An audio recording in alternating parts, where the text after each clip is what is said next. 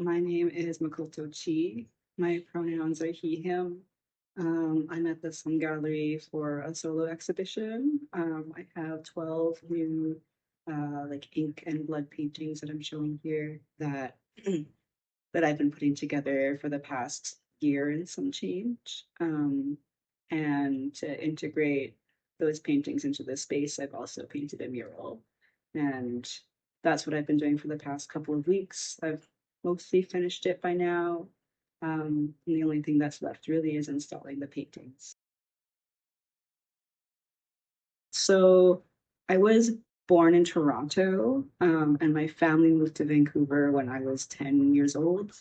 I forgot when that was. I think I want to say it was like 1998, 1999-ish. So I was living in Vancouver from then until I was about 30, I think. So I spent a really long time in Vancouver. I grew up mostly in the downtown east side and around the Chinatown neighborhood. I think the first place my parents moved to was like across the street around McLean Park. I also lived in like some of the subsidized housing around like Gore and Kiefer. And when I started living on my own, I would live like around Commercial Drive and like the Mount Pleasant area. I lived in the West End for a little bit. So I've been all around Vancouver. I find like East Van and the downtown east side is like quite near and dear to me. Having grown up there, I feel like quite invested in like the community aspects of it and all of like the issues that fall down upon like that neighborhood. I live in Massachusetts now, full time, which is like a bit of a intense decision to make as like a queer and trans person living in the United States right now. Um, so what happened was a little while ago, I started getting involved in a housing project in Western Mass called Loopinwood Collective. And Loopinwood Collective is a collective housing project. It's me and I think there's 9 other people there right now. It used to be 7. And we all live together in the same home. It's a really old mansion. We're all trying to like rehabilitate the old house and like get all the mold out and get all the windows working.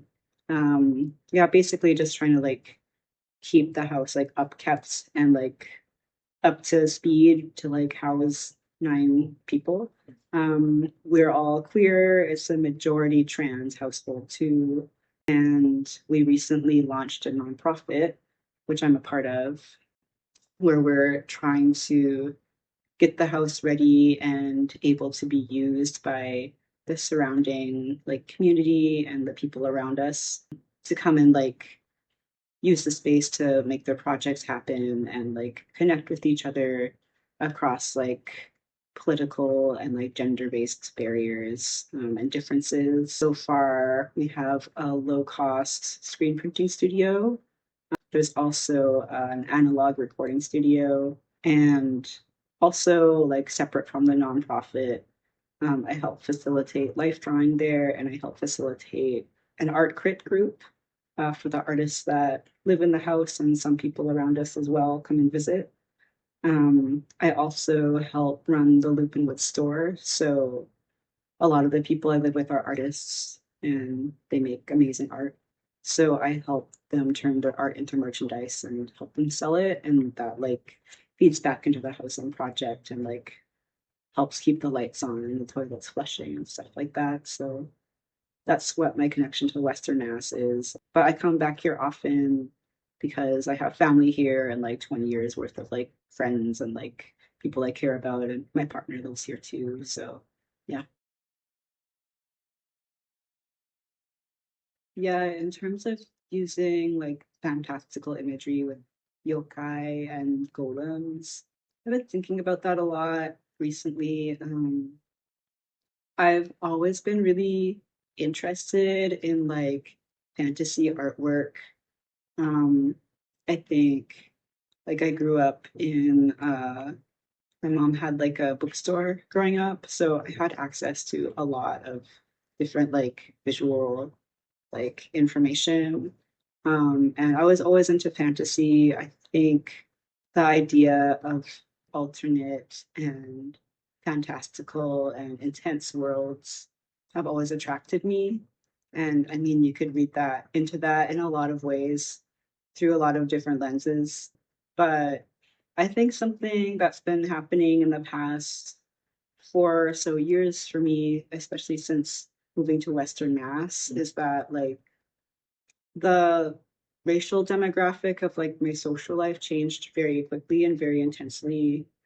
In Vancouver, I'm surrounded by different types of East Asian people and especially like mixed East Asian people as well. So I have all of these like mirrors to bounce myself off of. And when I moved to Western Mass, there is this void there because that's not the case there.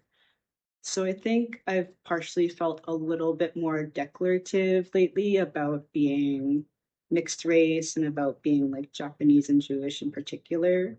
So that's kind of piqued my interest into researching and diving back into the like visual lexicon of like that kind of fantasy world and I guess some of the spiritual language of those heritages. So yeah, that's where that comes from partly. Speaking to images being monstrous and queer, I I guess in contrast, don't feel as declarative lately about being a queer person. And when I look at my art, I try not to make it didactically or forcefully queer. Like it's not an intention that I set out when I'm making my art. I think what's happening is just my life is quite saturated with queerness from a lot of different directions and I feel like very affirmed and supported and surrounded by just the spirit of queerness.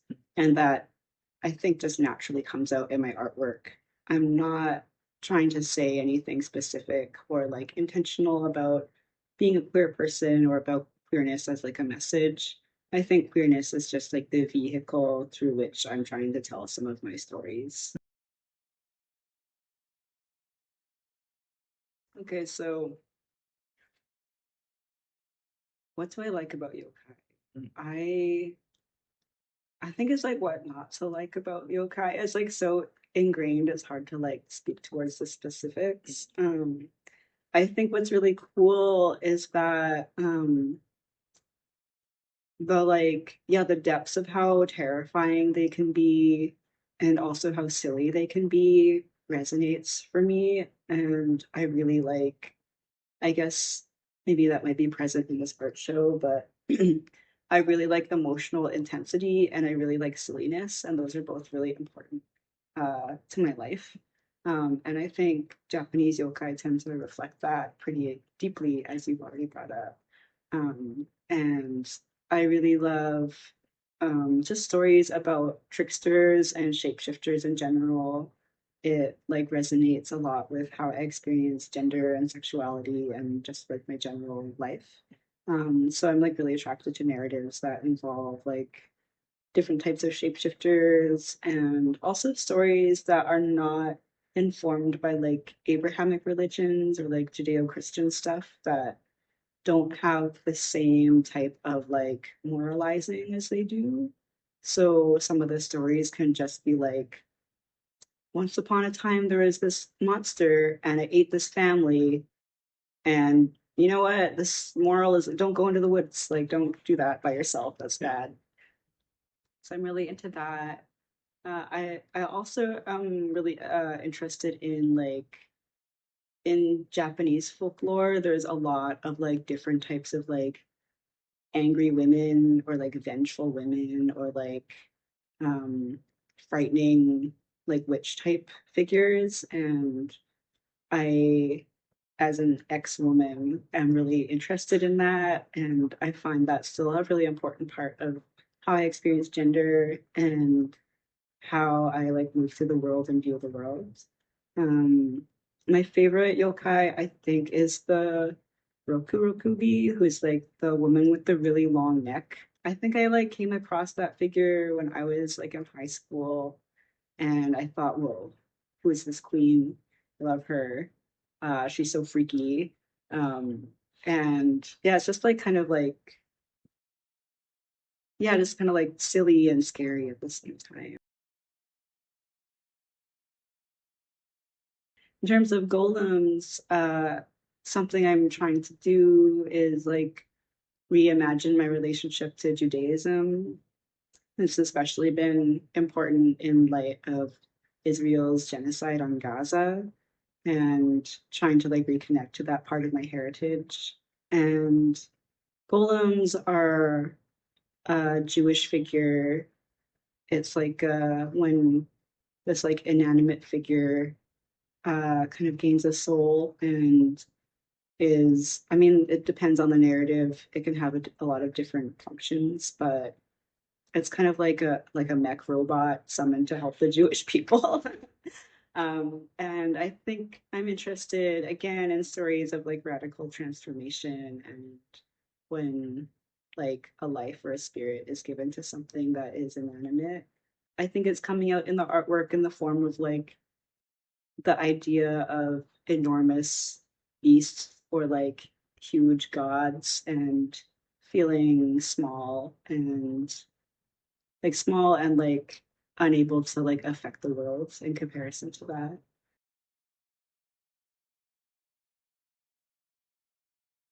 What inspired the mural was I kind of feel like it came from a more functional place than like a narrative place. I really wanted to integrate the paintings into the gallery in a way that felt more immersive and like body-like. I mean, the paintings are painted with my blood, so the experiencing artwork with the body and that acknowledges the body feels important to me. I'm not so interested in like when paintings are like rectangles on white walls. I find that really boring and like decontextualized in a way that feels jarring to me. So I am trying to like evoke a like internal body space with like the reds and the mountains and all the undulating internal shapes. And because I only painted enough to cover two walls, I figured I'd paint like something interesting to look at on the like third wall. So it was like, yeah, I came from a mostly functional place. Yeah.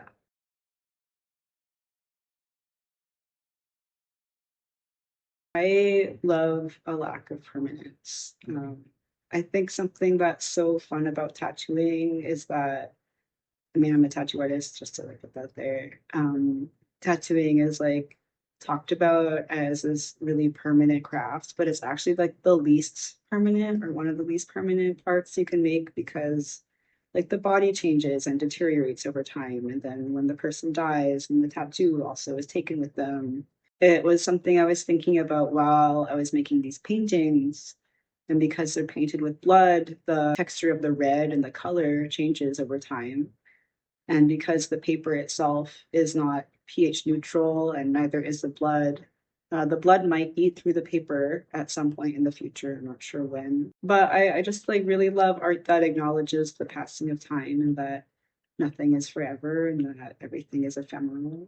I think it's really fun to put really huge amount of work into something that's gonna go up in a flash and then get taken down eventually. Impermanence is really important and interesting to me.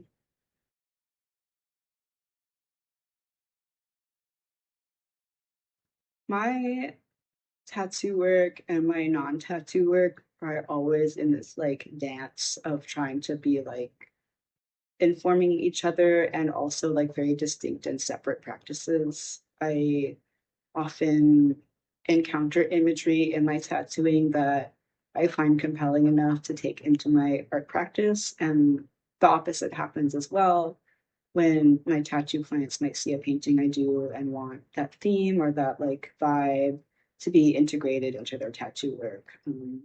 So through my own sensibilities and through my clients, there's always this like kind of like reuptake and like relationship always kind of like spinning around itself there.